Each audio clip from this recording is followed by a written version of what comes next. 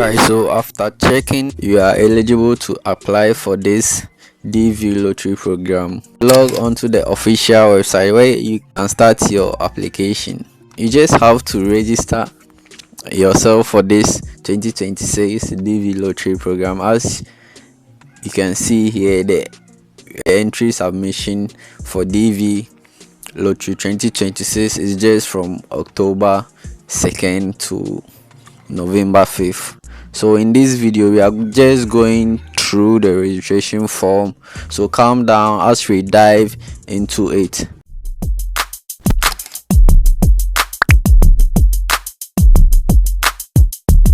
But before we start, you can see we have the entry instruction.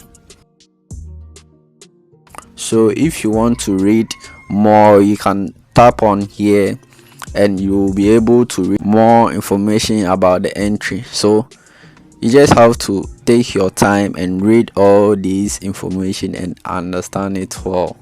You can check the link in this video's description so that you check out to understand more about it. You can also see there is a photo instruction where people face problem when uploading the photographs. So as you can see, we have here how they want your photograph to be. I mean the accepted visa photo, as you can see from their platform. So let's scroll down to see the entry form.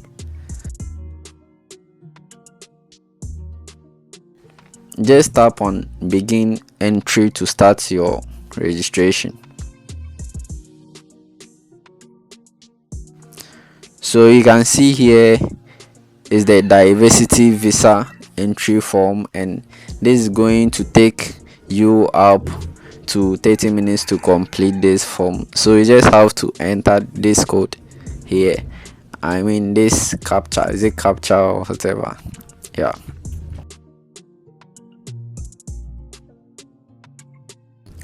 When you are done, you tap on submit for it to take you to the next page to continue the application. Alright, so this is the next page. You can see we have the OMB control number and the others details regarding this application.